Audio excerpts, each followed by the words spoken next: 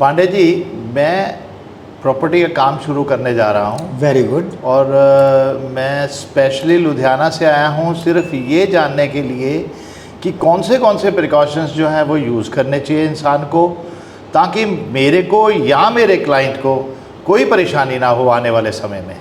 ठीक है, मैं बताता हूँ जी। पहली बात तो हमें बहुत खुशी हुई कि आपने ये डिसीज़न लिया। Real estate is one of the best business in the world. यही एक ऐसा व्यापार है जो आप बगैर पैसे के शुरू कर सकते हो। आपको सिर्फ नॉलेज होनी चाहिए, प्रोडक्ट्स पता होने चाहिए, आपकी फ्रेंड सर्कल में इमेज अच्छी होनी चाहिए, आप इस काम को शुरू कर सकते हैं। और लोग गलत कहते हैं कि रियल एस्टेट में प्रॉपर्टी कंसल्टेंट झूठ बोलते हैं। पंडित जी, मैं बगैर झूठ बोले रियल एस्टेट रन कर रहा हूँ। झूठ बोलने की मुझे कभी ज़रूरत भी नहीं पड़ती है और अपने आप में बिज़नेस बहुत यूनिक है। अब जब आप काम शुरू करने जा रहे हैं तो कुछ प्रिकॉशंस ज़रूर लेने हैं आपको। क्रक्स है नॉलेज। काम शुरू करने से पहले इंडियन कॉन्ट्रैक्ट एक्ट पढ़ो। हम लोगों को पढ़ने में इस उम्र में कोई दिक्कत नहीं होती। इंडियन कॉन्ट्रैक्ट एक्ट आपको मदद करता है। जो आपका एग्रीमेंट टू सेल होता है, जो बिल्डर बायर एग्रीमेंट होता है, जो रेरा के जो कानून वगैरह हैं, उनको समझना बहुत ज़रूरी है। तो काम के साथ साथ आपके पास ऑफिस में रेरा की किताब होनी चाहिए। ओके। आपके पास ऑफिस में मोबाइल आजकल बहुत अच्छी सुविधा दे रखी है। Interesting judgements of supreme court regarding property okay. पढ़ो, बड़ी आनंददायक चीज़ें होती हैं। और जब नॉलेज हो जाता है तो आपका लेवल ही डिफरेंट हो जाएगा डील करने का। ओके। सिचुएशंस आती हैं डील करने में, उन डील करने की सिचुएशंस आपकी इंप्रूव हो जाती है because you have got the knowledge. Second point, जो सब गलती करते हैं वो आप ना करना। नॉर्मली क्या होता है, जब हम उम्र के इस पड़ाव में, जब आप ऑलरेडी जॉब वॉब करके रिटायर हो रहे हैं, उस समय जब हम प्रॉपर्टी का काम शुरू करते हैं तो हमारे मन में एक ये खामखा का फितूर आ जाता है कि हमें बड़ी नॉलेज है। तो हम बिल्डर्स के एग्रीमेंट्स को प्रॉपर वे से नहीं पढ़ते, उनका जो अलॉटमेंट लेटर होता है उसके क्लॉजेस को प्रॉपर वे से नहीं पढ़ते, वो पेमेंट किस अकाउंट में ले रहा है उस चीज़ को प्रॉपर वे से नहीं पढ़ते। हम उस समय पता नहीं क्या बुद्धि को हो जाता है, या शायद इस उम्र में चूँकि हम लोगों से कोई बात नहीं करता। और बिल्डरों के यहाँ नॉर्मली आपने देखा होगा सुंदर सुंदर कन्याएँ लगा के पाउडर लिपस्टिक और सर्जी कर रही होती हैं, तो आप उनको ये दिखाना चाहते हो कि नो प्रॉब्लम नो प्रॉब्लम।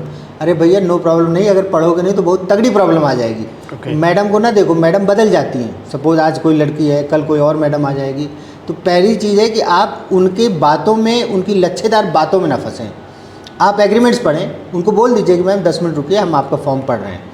पूरा फॉर्म पढ़िए, जहाँ पे आपको ऑब्जेक्शनेबल लगे वो वहाँ ऑब्जेक्शन कीजिए। सेकेंड थिंग, अब तो रेरा आ गया है। रेरा में एप्लीकेशन फॉर्म, रेरा में एग्रीमेंट का फॉर्मेट, ये सारी चीज़ें उसमें दी हुई हैं। रेरा ने फॉर्मेट बना दिए हैं। आप रेरा का प्रिंट आउट लेके जाओ, मैच करो उसको। अगर उसमें और आपके बिल्डर के एप्लीकेशन फॉर्म में वेरिएशन है तो आप उनको बोलो कि सर चेंज करो। नॉर्मली बिल्डर कहता है कि नहीं सर, ये तो हमारा स्टैंडर्ड फॉर्मेट है, ये तो हेड ऑफिस से बन के आया है, भारत के वहाँ से पार्लियामेंट से नहीं बन के आया है। उनको बोलो हेड ऑफिस चलते हैं, फिर वहाँ से चेंज करा लेते हैं। कौन सा हेड ऑफिस यार, बिल्डरों का ऑफिस साइट पे होता है, वहाँ लीगल वाले बंदे होते हैं, उनसे बात करके उसको चेंज कराइए। क्योंकि उसमें कुछ क्लॉजेज ऐसे होते हैं, जैसे रिफंड का क्लॉज है, उसमें लिखा होगा कि जो आप बुकिंग अमाउंट दे रहे हैं ये आप खूब सोच समझ के, बुद्धि और विवेक के अनुसार दे रहे हैं, इसके ऊपर आपके ऊपर कोई फोर्स क्वेश्चन नहीं है, और अगर आप इससे वापस जाते हैं तो हम आपका ये पैसा फॉरफिट कर लेंगे। अब उसमें लिखा हुआ है, आपने पढ़ा ही नहीं वो क्लॉज। मान लो किसी वजह से आपने डिसीजन चेंज कर लिया, 4 दिन बाद आप अपनी बच्ची को लेके आए, बिटिया को दिखाने लायक, बेटा देखो ये फ्लैट ले रहे हैं, और बेटी ने बोल दिया नहीं पापा, यहाँ तो मेन हाईवे के ऊपर गेट है, रोज़ एक्सीडेंट होंगे, मेरे को तो नहीं लग रहा कि ये सेफ़ है। अब आपका डिसीजन चेंज हो रहा है, आप उनको कह रहे हो जी हम जो 50,000 रुपये आपको दे के गए थे टोकन वो वापस कर दो। वो नहीं वापस करेंगे, कहेंगे साहब आप साइन किया आपने, हमने ये, हमारा ये फ्लैट बिक रहा था, हमने उस कस्टमर को वापस भेज दिया, हमारा तो नुकसान हो जाएगा, तो वो पैसा आपका फॉरफिट हो गया। तो ऐसी बेवकूफ़ियों से बचना है, पढ़ना है, आराम से बैठ के पढ़ो, कोई जल्दी नहीं है। सेकंड, क्लाइंट को भी इतनी इम्पोर्टेंस देनी है जितनी हम अपने बच्चों से भी ज़्यादा, क्योंकि उसका पैसा अगर एक बार ख़राब हो गया वो 10 लोगों को बताएगा कि भैया पंडित जी से प्रॉपर्टी ली थी, 12 लाख रुपया फंस गया, रिफ़ंड नहीं मिल रहा। तो क्लाइंट की सेफ्टी का बहुत ज़्यादा ध्यान रखिए। जैसे आपको याद होगा कि एक बार हमारे कोई मित्र थे, वो यहाँ फ्लैट लेने आए थे अपनी बिटिया के लिए, और यहाँ गमाडा के अप्रूव्ड प्रोजेक्ट में हम लोग फ्लैट उनको दिला रहे थे। गमाडा के अप्रूव्ड प्रोजेक्ट में, गमाडा की लैंड थी, और वहाँ स्टाफ से पूछा गया कि भाई लोन हो जाएगा? कहते हैं हाँ जी हो जाएगा। तो वो हमारे मित्र बड़े समझदार थे, उन्होंने कहा HDFC से, ICICI से नहीं लेना, SBI से हो जाएगा। तो उन्होंने कहा नहीं, SBI से नहीं होगा, बाकी किसी भी बैंक से हो जाएगा। वो किसी भी बैंक कौन से थे? प्राइवेट फाइनेंस बैंक थे। लोन क्यों नहीं हो रहा था? क्योंकि वो लैंड गमाडा की है, बिल्डर ने ऑक्शन में ली है, उसकी किस्तें वो 6-6, 7-7 साल तक भरेगा। बिल्डर अगर 5 साल बाद, 4 साल बाद किस्तें भरना बंद कर दे, फ्लैट बेशक बन गए हो, बेशक आपको कब्जा मिल गया हो, अगर बिल्डर ने पूरी पेमेंट नहीं करी गमाडा की और वहाँ से NOC नहीं लिया, क्लियरेंस नहीं लिया, तो वो फ्लैट कभी भी रजिस्ट्री नहीं हो पाएगी। रह रहे होंगे लोग, बट रजिस्ट्रियाँ नहीं होंगी। लोन चल रहा है, किसी वजह से मान लो आपने फाइनेंस करा लिया, किसी वजह से प्रोजेक्ट में कोई स्टे लग जाता है, तो लोन की किस्तें कस्टमर ने भरनी है। मतलब अगर प्रोजेक्ट को, जिस भी प्रोजेक्ट को आप पिच करेंगे, उसमें सेफ्टी यही देखिए कि बिल्डर का रेपुटेशन क्या है।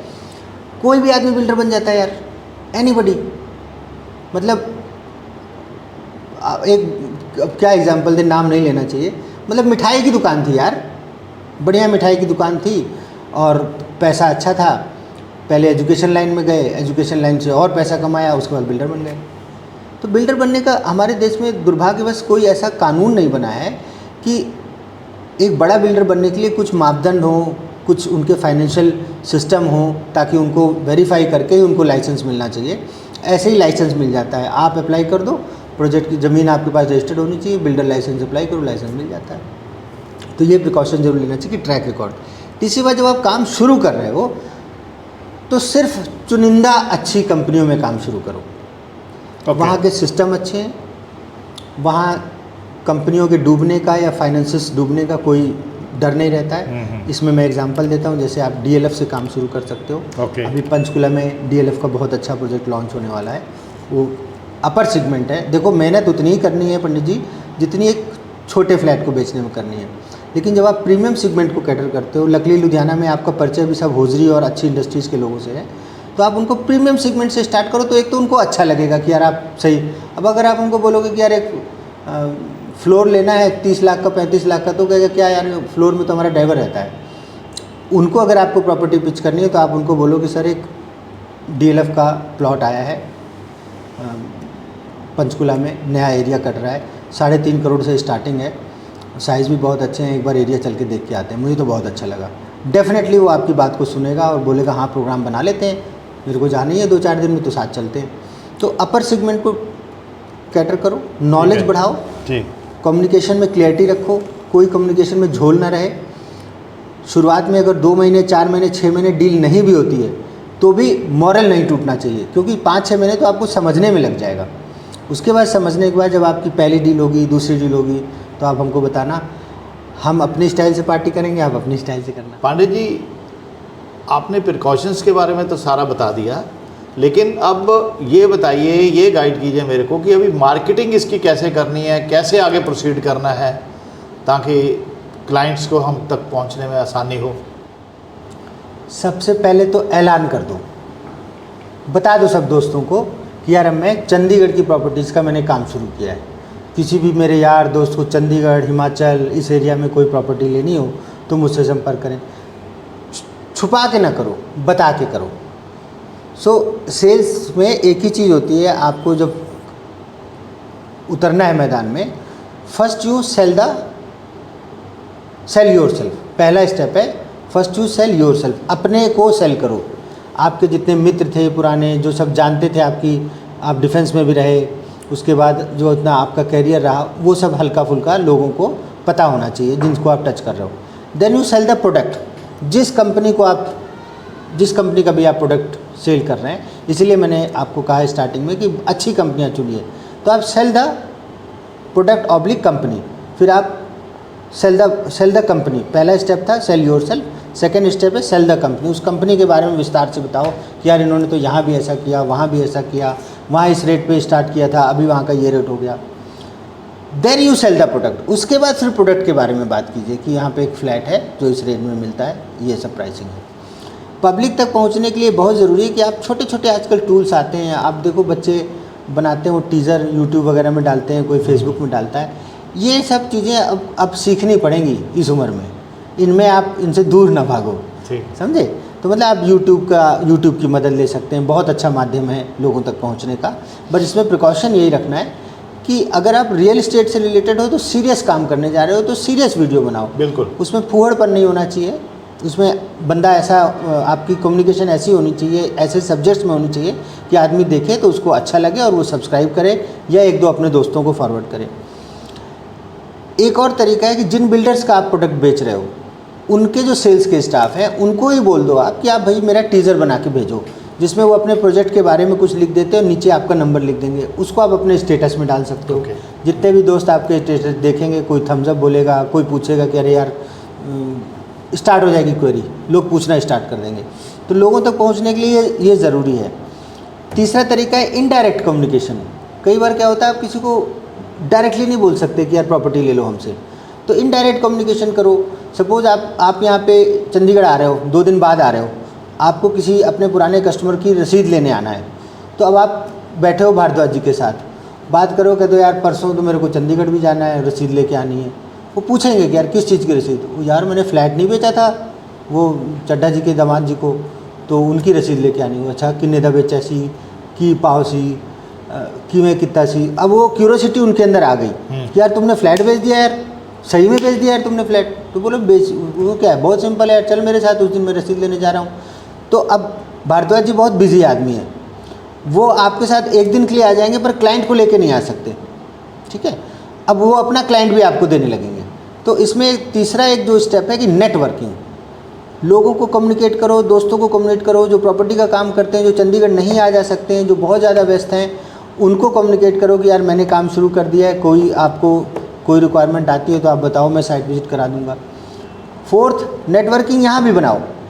आप लुधियाना से क्लाइंट लेके आ रहे हो, लेकिन अगर आपका चंडीगढ़ में भी नेटवर्क बन गया तो कई बार इतने अच्छे लोग भी मिल जाते हैं कि आपको आने की भी ज़रूरत नहीं है।